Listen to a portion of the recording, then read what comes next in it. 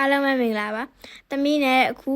ယောဂကျင့်စဉ်လေးကိုလိုက်ပါလေ့ကျင့်ကြည့်ရအောင်။ခုပုံစံတိုင်းလေးကိုရှောက်လေးကိုပိုင်မယ်။ပြီးရင်ကလေးလေးတိတ်တဲ့ပုံစံမျိုးလှုပ်ရမ်းပေးပါ။ခါးလေးကိုနည်းနည်းဆန့်ထားမယ်။အသက်ကိုမအောင်ထားဘူး။အသက်ကိုပုံမှန်ရှူသွင်းရှူထုတ်လုပ်နေမယ်။ဒါလေးကိုစက္ကန့်30 10မိနစ်လောက်ခြေပေးပါ။ပြည့်ပြီဆိုလို့ရှိရင်အောက်ပေါင်ကိုကျော်လိုက်ပါ။ပြီးရင်ညာလက်နောက်ထောက်ဗီတရောင်စစ်ကပေါင်ကျော်ပြီးတော့ခေါင်းလေးကိုအနောက်ကိုကြည့်ပေးပါ။ဒီလိုလဲတဲ့အချိန်မှာအစာကြီးစားထားရင်မလုပ်ပါနဲ့5 second 10 second လောက်ထိန်းပေးပါပြည့်ပြီဆိုရင်ညာခြေကိုညာလက်နဲ့ကင်ပြီးတော့အနောက်ကိုပို့ပေးပါပြီးရင်ဒရောင်စင်းနဲ့ပိုက်ဆွဲထားမယ်ကောင်းလေးကဘေးကိုကြည့်ပေးပါသူ့ကိုလည်း5 second 10 second ထိန်းပေးထားပါအသက်ကိုမအောင်ထားဘူးအသက်ကိုပုံမှန်ရှူသွင်းရှူထုတ်လုပ်နေမယ်ဒီချက်နိုင်တဲ့လူကပေါ်ကနေလက်လေးဆွဲပြီးချိန်မယ်ကောင်းလေးကအပေါ်မျက်နှာကျယ်လေးကိုကြည့်ပေးပါသူ့ကိုလည်း10 second ထိန်းပေးလို့ရပါတယ်ပြည့်ပြီဆိုရင်လက်လေးကိုဖြည်းဖြည်းချင်းခွာပြီးလျှော့မယ်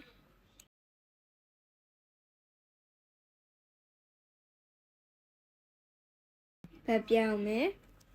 ပထမအလိုပဲကလေးလေးတိတ်တဲ့ပုံစံမျိုးလေးပြန်ချီပေးမယ်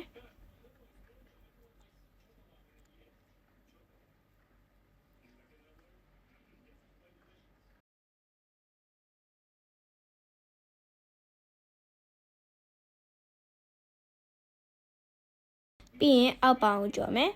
ဘယ်လက်နောက်ထောက်မယ်ညာဒရောင်စစ်ကဘယ်ပေါင်ကိုကျော်ခေါင်းအနောက်ကိုကြည့်ပေးမယ်အသက်ကိုမအောင်ထားဘူးနော်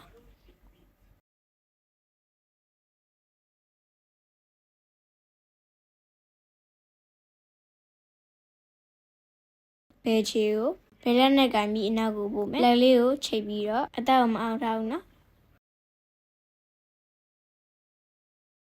ခေါင်းလေးကိုအပေါ်ကိုကြည့်ပေးပါ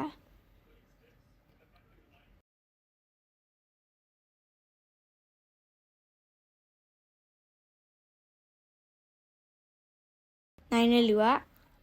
အပေါ်ကနေလက်လေးချိတ်ပြီးခေါင်းလေးကိုမျက်နှာချက်ကိုကြည့်ပေးပါ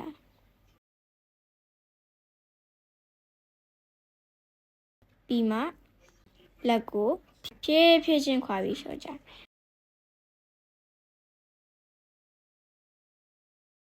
အားလုံးပဲကျေးဇူးတင်ပါတယ်လိုက်ပါလေ့ကျင့်ကြည့်ပါတတား